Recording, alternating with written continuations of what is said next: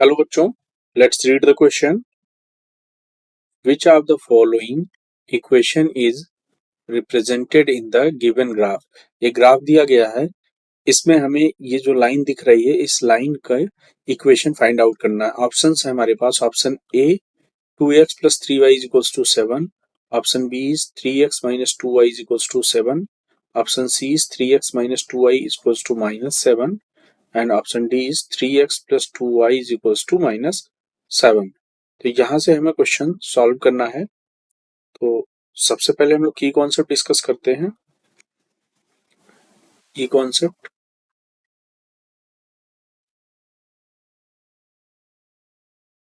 अगर हम किसी लीनियर इक्वेशन की बात करें तो जो स्टैंडर्ड फॉर्म होती है, standard form of a linear equation इन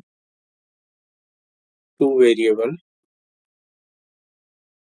वो होती है आपकी is ax plus by plus c is equals to 0। ये एक स्टैंडर्ड फॉर्म होती है लीनियर इक्वेशन की। तो यहाँ पर जो है इस लीनियर इक्वेशन की सॉल्यूशन की बात करें तो यहाँ से the value of x and y which satisfy the above equation is the solution of above linear equation। यानी इस लीनियर इक्वेशन की बात करें तो इस लीनियर इक्वेशन में x और y की वो वैल्यू जो इस इक्वेशन को सेटिस्फाई करेगी वही इसका सॉल्यूशन होगा। तो यहाँ पर सबसे पहले क्वेश्चन को हम सॉल्व करते हैं इसके कॉन्सेप्ट को यूज करते हुए। तो यहाँ पर जो ऑप्शन दे रखा है, अगर हम ऑप्शन से चेक करें, सबसे पहले पॉइंट्स देख लेते हैं। यहाँ पर ये जो लाइन है इस लाइन पे हमें दो कोऑर्डिनेट्स दे रखे हैं।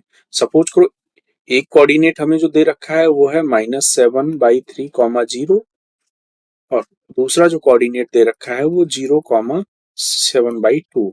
इसको हम पॉइंट्स लिख लेते हैं। ये सपोज करो हमारा पॉइंट ए है और ये वाला हमारा पॉइंट बी है। तो यहाँ पर x की वैल्यू -7/3 है, यहाँ x की वैल्यू -7/3 है जब y की वैल्यू 0 है, और पॉइंट बी पर x की वैल्यू 0 है तो y की वैल्यू हमें 7/2 मिल रहा है, क्योंकि ये होता है x, y कोऑर्डिनेट। तो इस तरह से, तो अगर हम ऑप्शन ए को चेक करें, अगर ऑप्शन ए को हम चेक करते हैं तो यहाँ पर जो इक्वेशन दे रखी है 2x plus 3y is equal to 7। तो यहाँ पर अगर हम y की वैल्यू 0 पुट करते हैं तो y की वैल्यू 0 पुट करने पर हमें जो x की वैल्यू मिल रही है वो यहाँ से मिल रही है। y 0 रखेंगे, x की वैल्यू आ जाएगी 7/2, लेकिन यहाँ पर आ रहा -7/3, दैट मीन्स ये ऑप्शन हमारा इनकरेक्ट हो जाएगा। तो इसी तरह आप ऑप्शन बी को चेक करेंगे। ऑप्शन बी में जो इक्वेशन दे रखी है लाइन की वो 3x minus 2y is equal to 7। यहाँ पर अगर हम पॉइंट ए से चेक करते हैं तो ए में अगर y इज इक्वल टू 0 यहाँ हम पुट करते हैं तो a is equal to y is equal to 0 put करने पर जो x की वैल्यू मिल रही है, y 0 पुट करेंगे तो x की वैल्यू आ जाएगी 7/3। तो यानी कोऑर्डिनेट हो जाएगा 7/3, जबकि कोऑर्डिनेट होना चाहिए -7/3, क्योंकि हमने एक कोऑर्डिनेट से चेक किया है। तो यानी ऑप्शन बी भी हमारा रॉन्ग हो गया। इसी तरह अगर हम ऑप्शन सी को चेक करते हैं, ऑप्शन सी हमारे पास है 3x minus 2y is equals to -7।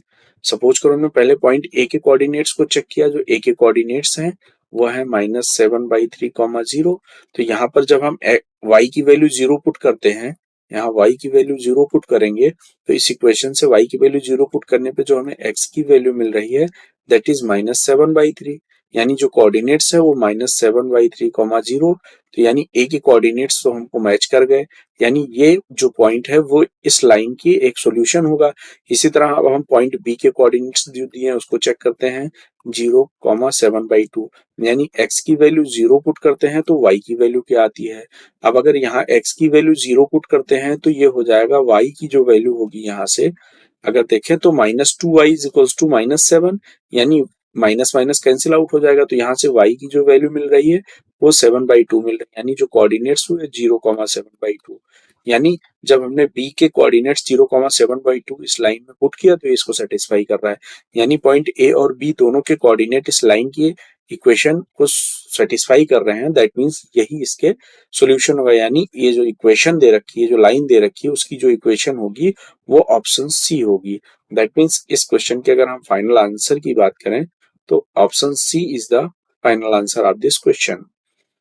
I hope you all understood it well. Thank you and all the best.